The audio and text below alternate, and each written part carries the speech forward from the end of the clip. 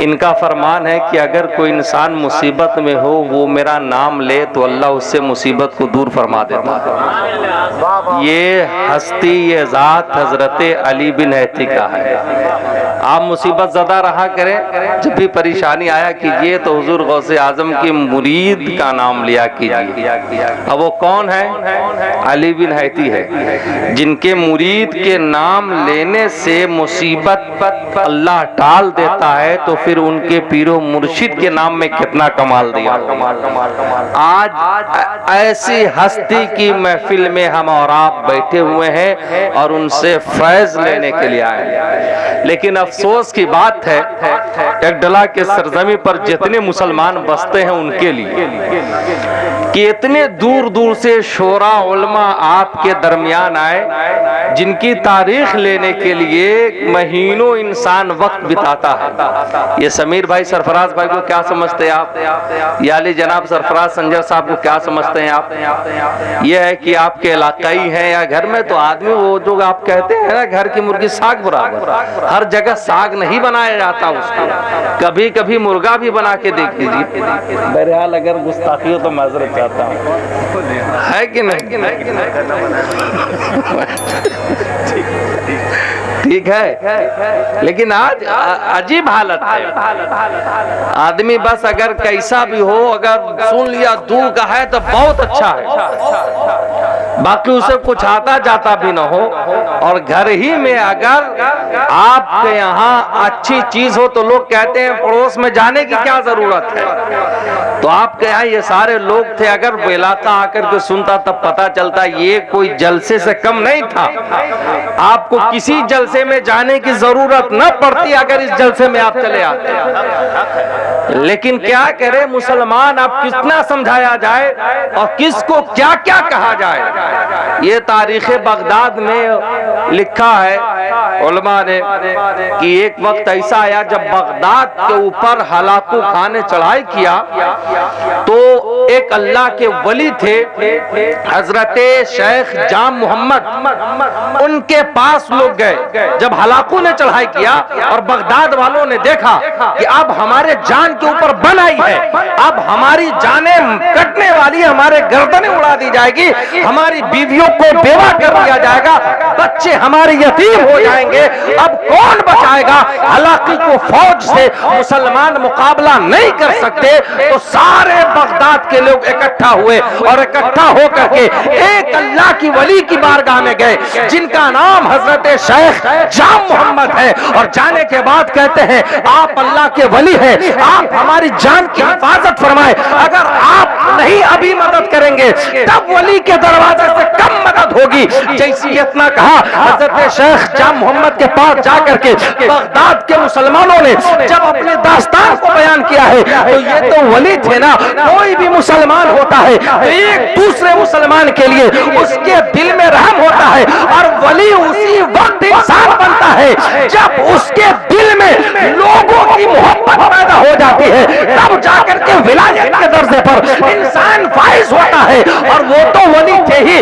جیسی آ کر کے کہا تو لوگوں کے دلوں کے جو درد تھی وہ آپ نے محسوس کیا اور کہا ٹھیک ہے گھبراؤ نہیں، تمہاری جان کی حفاظت ہو جائے گی، تمہیں بچایا جائے گا، تمہاری بیویاں بیوہ نہیں ہوں گی، تمہارے بچے یتیم نہیں ہوں گے، تمہارے سر کو تن سے جدا نہیں کیا جائے گا، کاٹا نہیں جائے گا، تمہارے گھر کو نہیں لوٹا جائے گا، گھبراؤ مت، حفاظت ہوگی، لیکن ایک کام کرنا۔ کہا کام کیا کرنا ہے؟ کہا کام یہ کرنا ہے اپنے گناہوں سے توبہ کر دینا، گناہ مت کرنا، مسجد کو آباد رکھنا، مسجد کو آباد رکھنا، عبادت کرتے رہنا، جتنی گناہیں تم نے کی ہے تمام گناہوں سے توبہ کر دینا، اللہ تمہاری جان کی حفاظت فرمائے گا۔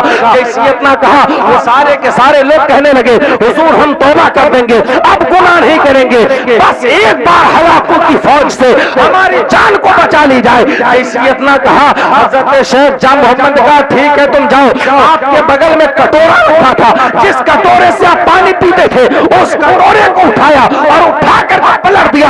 جیسی پلٹنا تھا ادھر ہلاکو کچھ دوری سے بغداد پر اپنا بسیرا ڈال رکھا تھا، اپنے ایک سپاہی کو بھیجتا ہے اس کے ساتھی کو بھی بھیجتا ہے اور کہتا ہے تم دونوں جاؤ اور جا کر کے دیکھو بغداد کے مسلمان کیا کر رہے ہیں، ان کا منصوبہ کیا ہے، کس کام میں مصروف ہے، دیکھ کر کیا وہ کہاں کہاں بسے ہیں، اور اس کے بعد جب اندازہ لگا کر کے آنا ہم تب جا کر کے بغداد کے اوپر چڑھائی کریں گے اور مسلمانوں کی گردنوں کو کاٹیں گے۔ جیسی اتنا کہا اس کے 2 سپاہی آئے اور آنے کے بعد بغداد کو تلاش کرتے رہے لیکن بغداد اسے نظر نہیں آ رہا ہے۔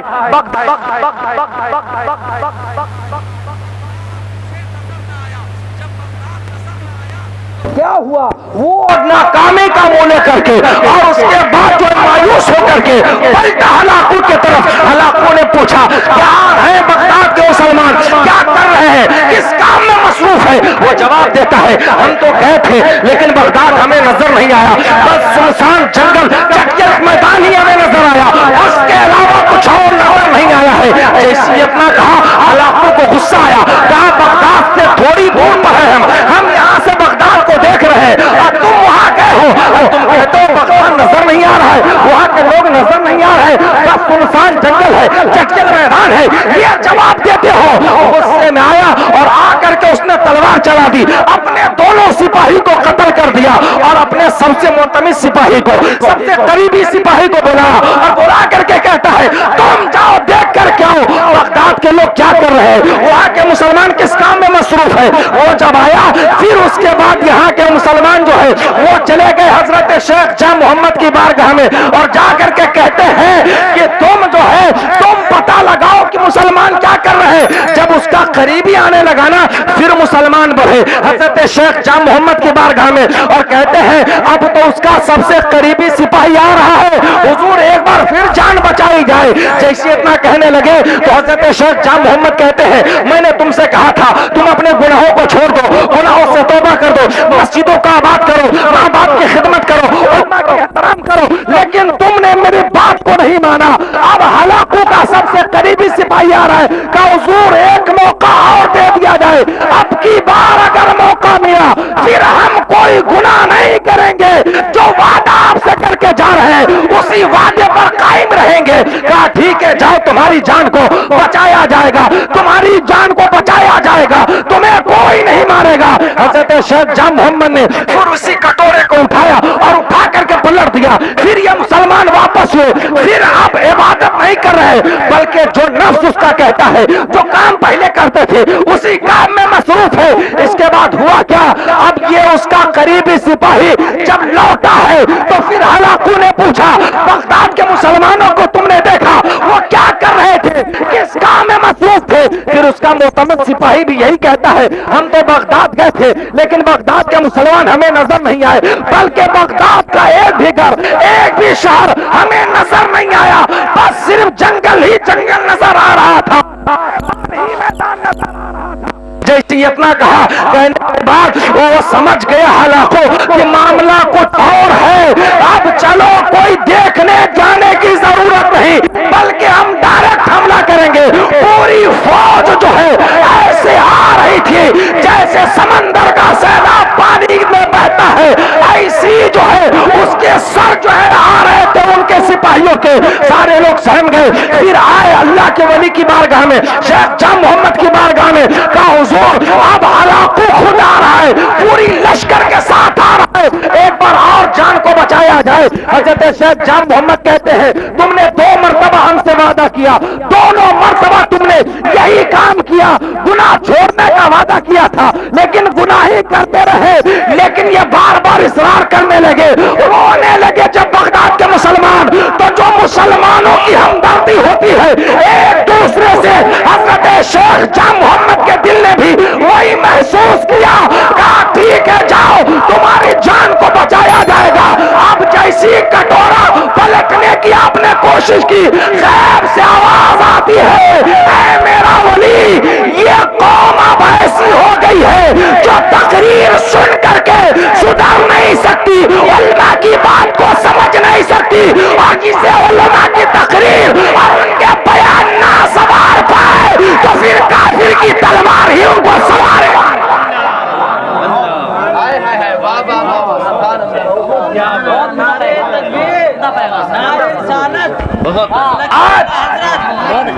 آج یہی حال ہو گیا ہے ہم مسلمانوں کا. ہم پریشان ہوتے ہیں کہ کافر یہ کر رہا ہے وہ کر رہا ہے. کبھی ہم نے اپنے حالات کے اوپر دیکھا کہ ہم کیا کر رہے ہیں. یہ منبر رسول ہے, اس چیز کا نام نہیں لوں گا, بلکہ ہمارے کچھ علماء بولتے بھی ہیں, لیکن میں نازیب سمجھتا ہوں. لیکن اسی جگہ پر اگر کسی بدکار انسان نے طوائفوں کی مجلس کو سجایا ہوتا تو عورت سے لے کے مرد تک یہی کے مسلمان اس طرح اکٹھا ہوتے کہ قدم رکھنے کی جگہ نہ ملتی. یہ حال ہے. بتاؤ, نبی کی میلاد ہے, ان کے محبوبوں کا ذکر ہے, لیکن اس کے بعد بھی کوئی شرم نہیں, کوئی حیا نہیں. اب اگر نہ سوار پائیے علماء کی جماعت تو پھر کافر ہی آئے گا, ظالم بادشاہ ہی آئے گا, ان کی تلواریں ہی آئیں گی. اور پھر جب فاسق مسلمان کٹیں گے تو اللہ کافروں کی ایمان کی دولت عطا کرے گا اور وہ پکے مسلمان بنتے ہوئے نظر آئیں گے. سمجھ لو یہ بات. یہ حالات بگڑتی جا رہی. بس ہم غوث پاک کی سچے عقیدت مند ہے, بریانی بنایا, داماد کو کھلایا اور کہا بس ہم سے بڑا عاشق کون ہے. ایسے عاشق نہیں بنتے. کبھی نہ ملے پھر بیٹھ کے دکھاؤ ان کی محفل میں, اور تب صحیح سے سماعت کرو, تب دیکھو ان کا فیضان کیسے جاری ہوتا ہے. کہ کبھی بس ہم نے سچے دل سے مانا نہیں, ہم بڑے پریشان ہیں, یہ ہے وہ ہے, ایسا کہنے سے کچھ نہیں ہوگا. لیکن یہ بات تو ضمناً آ گئی تھی. جو بات کہنے جا رہا تھا وہ آخری بات کہہ رہا ہوں حضرت علی بن حیتی کا.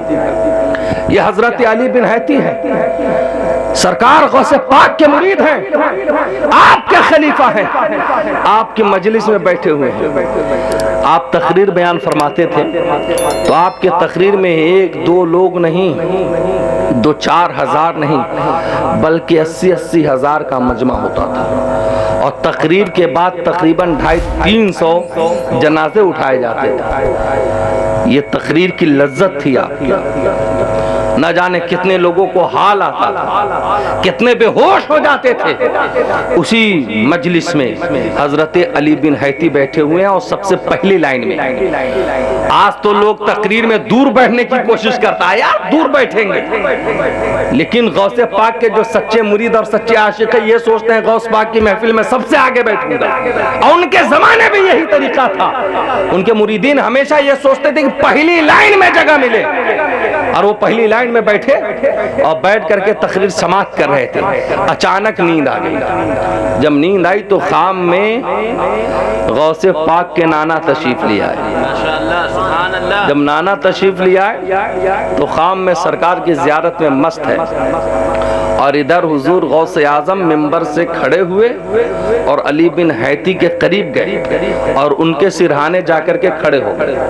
جب کھڑے ہوئے تو جو 80 ہزار کا مجمع تھا سب کھڑے ہو گئے, اور سب علی بن حیتی کے ارد گرد کھڑے ہیں. بیچ میں علی بن حیتی ہے, گویا کہ آج قبلہ علی بن حیتی بنا ہے. اور حضور غوث اعظم نے صلاۃ و سلام پڑھنا شروع کیا. آپ کو دیکھ کر کے سب پڑھنے لگے. اچانک جب آنکھ کھلی, بیدار ہوئے تو معذرت طلب کی, حضور گستاخی ہو.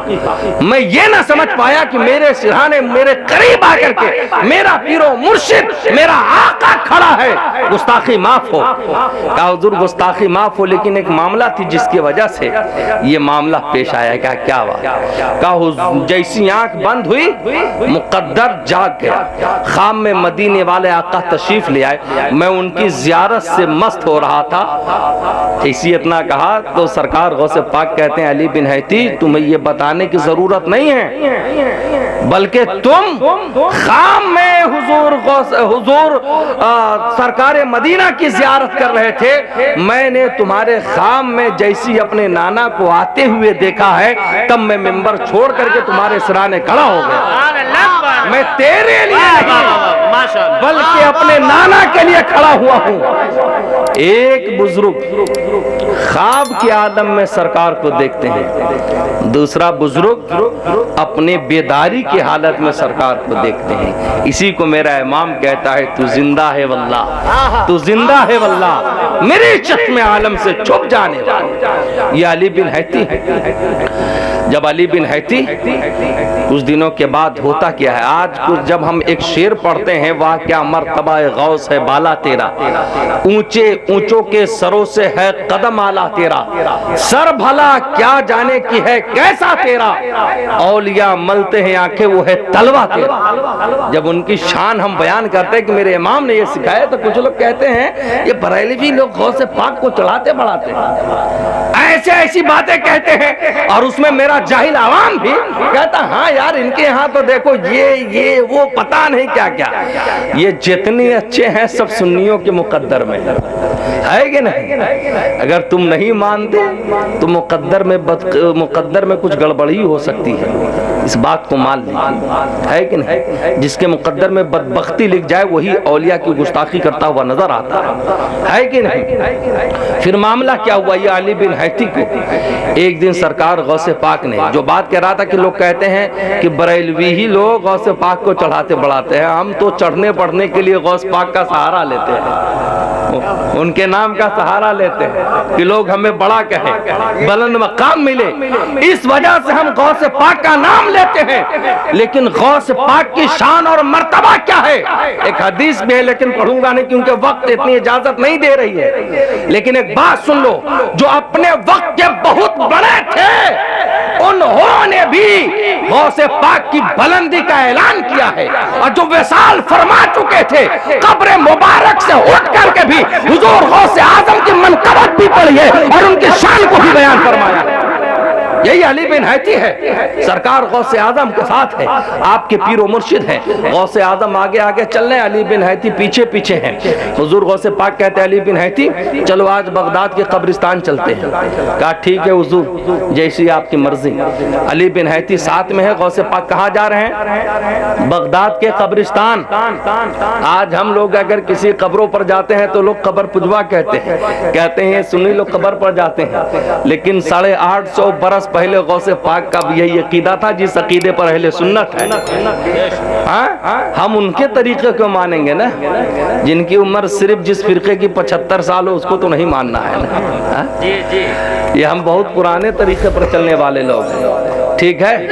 حضور غوث اعظم کے مرید ہیں علی بن حیتی، گئے بغداد کے قبرستان، اور جب وہاں جانے کے بعد پہنچے تو کہتے ہیں کہ حضور غوث اعظم نے اور قبروں پر فاتحہ پڑھی، اور فاتحہ پڑھنے کے بعد ایک پرانی قبر پر تشریف لے گئے۔ جب وہاں لے گئے تو دیر تک پڑھتے رہے، پھر اسی قبر پر آپ نے مراقبہ فرمایا، جیسی مراقبہ فرمایا نا، جیسی مراقبہ فرمایا تو میں نے اپنی آنکھوں سے دیکھا کہ اچانک قبر مبارک شک ہو گئی، قبر مبارک پھٹ گئی، اور پھٹنے کے بعد اس قبر مبارک سے ایک زندہ جسم و جسمانیات کے ساتھ ایک انسان کھڑا ہوا، اور وہ انسان کوئی عام انسان نہیں تھا بلکہ دوسری صدی کا مجدد اعظم حضرت امام محمد بن حنبل تھے۔ قبر مبارک سے نکلے اور نکل کر کے حضور غوث اعظم کو اپنے سینے سے لگایا، اور سینے سے لگانے کے بعد کہتے ہیں یا عبد القادر میں اپنے وقت کا امام ہو کر کے جب تمہیں سامنے رکھتا ہوں وہ اپنے آپ کو حقیر پاتا ہوں، چاہے وہ کوئی بھی منزل ہو، چاہے وہ کوئی بھی مرتبہ ہو، چاہے وہ علم معرفت ہو، چاہے وہ علم طریقت ہو، چاہے وہ علم شریعت ہو، چاہے وہ علم معرفت ہو، تیرے سامنے اپنے وقت کا امام احمد بن حنبل حقیر پاتا ہے۔ اور اے احمد بن حنبل میری نگاہ دیکھ رہی ہے کہ اللہ تبارک و تعالیٰ تمہیں علم و عرفان کے اس منزل پر پہنچا رہا ہے کہ ایک وقت ایسا آئے گا بغداد کی منبر پر کھڑے ہو کر کے تو یہ فرمائے گا آدمی حاضری علی رقبت کلی ولی اللہ، تو سارے اللہ کے نیک بندے اپنے کندھے اور گردن کو جھکا دیں گے اور تیرے قدم کو تسلیم کریں گے۔